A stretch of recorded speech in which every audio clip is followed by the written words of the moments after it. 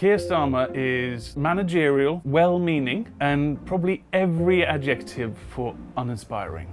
That's about as many adjectives I can think of. I just couldn't actually think of any other than uninspiring. A bit dull. He's a bit dull. I'm Morten Morland. I'm the cartoonist for The Times and Sunday Times. Let's take a look at some of my cartoons of Keir Starmer.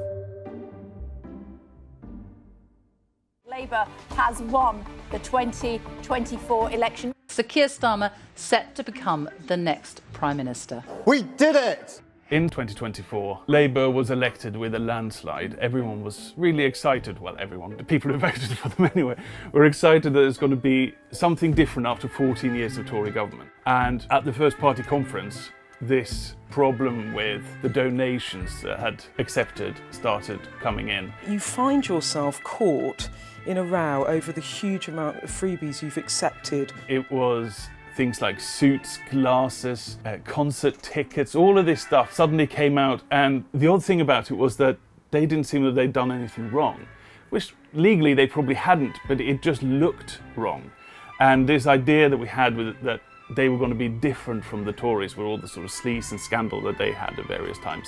Now it looked like they were exactly the same. At the party conference, their slogan was "Change begins." After the election was change, now it was "Change begins." And I use that as the change that we're seeing is them shrinking from maybe our idea of them and what they were supposed to be, shrinking into their big new suits. All these Labour characters are actually quite fun to draw because they have quite a lot of character, despite Starmer being a bit dull. For example, Angela Rayner with her big platforms. I think also Rachel Reeve had accepted quite a lot of clothes, so it became very symbolic for their failings. This sort of slightly slapstick cartoon is always good fun to do. To show that sort of that shrinking and make this suit very big. The tie is then kind of like elongated out, and you need to show very visually that they are getting smaller and having them almost a bit like sort of kids dressing up in sort of far too big clothes. It's an effective way of using, without using words, about showing some meaning. Clothes also feature heavily in the next cartoon. The Conservatives left a broken benefits system. This is a significant reform package that is expected to save over £5 billion. Number 10 seemed to have been unprepared for the wave of discontent. Why are you slashing support for the most vulnerable? In March 2025, Liz Kendall announced welfare reform, and quite brutal ones for many people thought, with the PIP payments in particular going to be cut. And it was a policy that lots of people that had high hopes for Labour being Labour found quite distressing, and it did feel to an extent that they were sort of borrowing policies from parties like Reform and the Conservatives in a way to sort of steal their clothes. So in this cartoon you have Starmer wearing some of Kemi's clothes and some of Farage's clothes. They got these like very identifiable pieces of clothing, which is fantastic, particularly with Farage.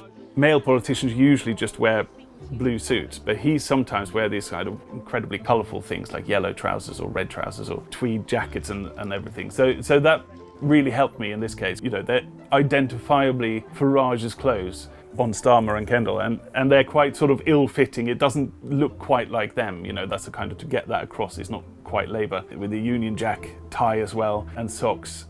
Lots of cartoons have little sub-gags, and in this case, in the cartoon, I put these little extras in there. Kemi's got the X's on her pants, you know, reference to her being very much a sort of Twitter X type politician who's responding to social media stuff all the time. And then Nigel Farage is wearing a sort of MAGA G-string, which is just nice to draw, you know. It's one of the ways you can show, again, sort of part of the power dynamic or anything like that, is you can use angles as well. So the camera angle, so to speak, is from below, making Starmer look quite sort of big and imposing. At the same time, he's got this kind of like strong, bombastic, he looks ridiculous as well in those silly clothes. So he's that kind of big and silly at the same time.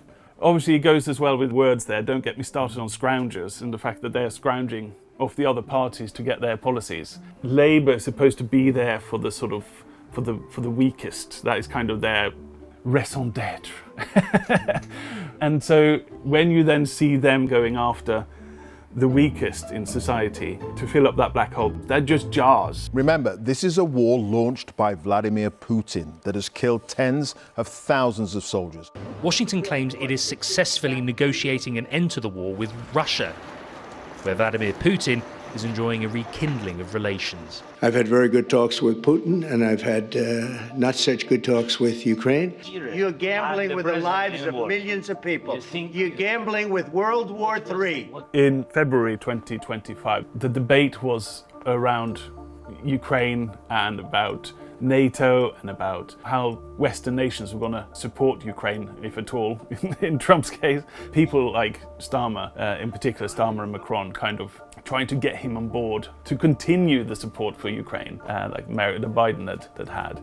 But to do that, they had to not offend him. Here I've drawn him as a much more animated character, doing gymnastics and bouncing around, which, you'd think be very positive, but in this case, it is a lot to do with him sort of bending over backwards in every other direction to please Trump. So the lines are, President Trump is absolutely right to put forward all the wrong takes at this critical time, and I applaud his efforts to unite old allies in condemnation of such folly. The cartoon is a mockery of Trump more than anything. It seemed to be the entire point of any interaction with Trump was not to offend him, hence this kind of sycophantic language that he uses here. Could have done him just like kowtowing or something like that, but I just thought using the phrase verbal gymnastics, because that's what it is, because it is just them using words to bounce around doing flips and flops and whatever. On issues like Ukraine, thank you for changing the conversation to bring about the possibility that now we can have a peace deal. This is a letter from His Majesty the King. It's an invitation for a second state visit. This is really special. This has never happened before. This is unprecedented.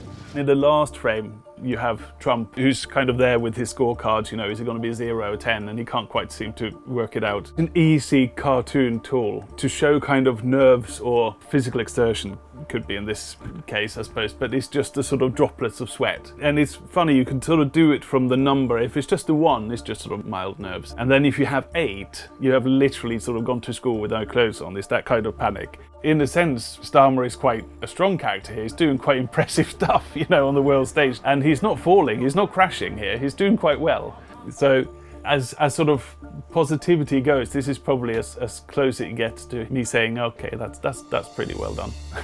I love drawing Starmer, and I did not think I would, because when certain prime ministers come in, you spend quite a lot of time sort of getting them as characters, but he was sort of instantly dull. Which is probably so unfair, because apparently he's very good fun in private, but on stage in front of a camera he comes across just extraordinarily dull, and that sort of worked for me because that's something to work with.